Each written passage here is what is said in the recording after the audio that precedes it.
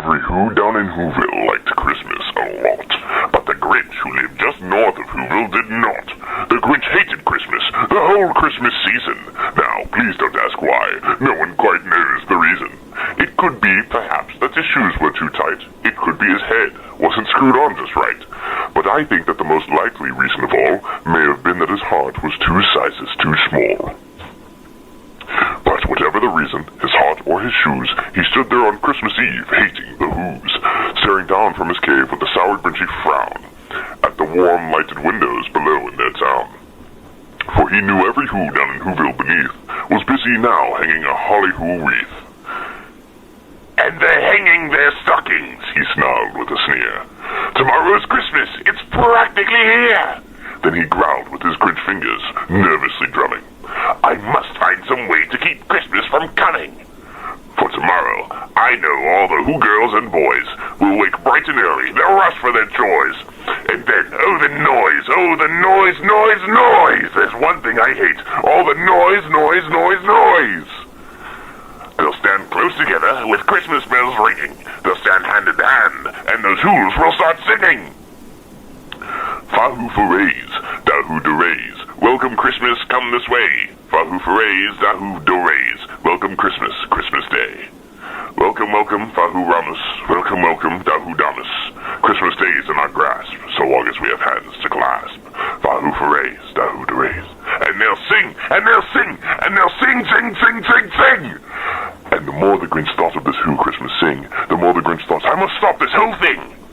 Why, for 53 years I've put up with it now. Why must I stop Christmas from coming? But how? Then he got an idea, an awful idea. The Grinch got a wonderful, awful idea. I know just what to do, the Grinch laughed in his throat. I'll make a quick Santa Claus hat and a coat. This is stop number 1, the old Grinchy Claus hissed, as he climbed to the roof, empty bags in his fist. Then he slid down the chimney, a rather tight pitch, but if Santa could do it, then so could the Grinch. He got stuck only once for a minute or two, then he stuck his head out of the fireplace flue, where the little Who stockings hung all in a row. These stockings, he grinched, are the first things to go. Then he slithered and slunk, with a smile most unpleasant, around the whole room, and he took every present. It was 1:15, all the Whos still abed, all the Whos still a-snooze, when he packed up his sled. Packed it up with their presents, their ribbons, their wrappings, their snoof and their fuzzles, their tringlers and trappings. 10,000 feet up the side of Mount Crumpet, he rode with his load to the tip-top to dump it. Pooh-pooh to the Whos, he was grinchily humming. They're finding out now that no Christmas is coming. They're just waking up. I know just what they'll do. Their mouths will hang open for a minute or two. Then the Whos down in Whoville will all cry, boo-hoo! That's a noise, grinned the Grinch, that I simply must hear. He paused, and the Grinch put a hand to his ear, and he did hear a sound rising over the snow. It started in low, then it started to grow. But this sound wasn't sad, why this sounded glad. Every Who in Whoville, the tall and the small, was singing without any presents at all. He hadn't stopped Christmas from coming. It came, somehow or other, it came just the same.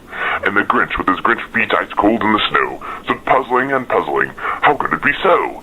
It came without ribbons. It came without tags. It came without packages, boxes, or bags. He puzzled and puzzled till his puzzle was sore. Then the Grinch thought of something he hadn't before. Maybe Christmas, he thought, doesn't come from a store. Maybe Christmas, perhaps, means a little bit more. And what happened then? Well, in Whoville they say that the Grinch's small heart grew 3 sizes that day, and then the true meaning of Christmas came through, and the Grinch found the strength of 10 Grinches plus 2. And now that his heart didn't feel quite so tight, he whizzed with his load through the bright morning light. With a smile to his soul, he descended Mount Crumpet, cheerily blowing hoo-hoo on his trumpet. He rode into Whoville. He brought back their toys. He brought back their floof to the Who girls and boys. He brought back their snoof and their tringlers and fuzzles. Brought back their pantukas, the dafflers and muzzles. He brought everything back, all the food for the feast. And he himself, the Grinch, carved the roast beast.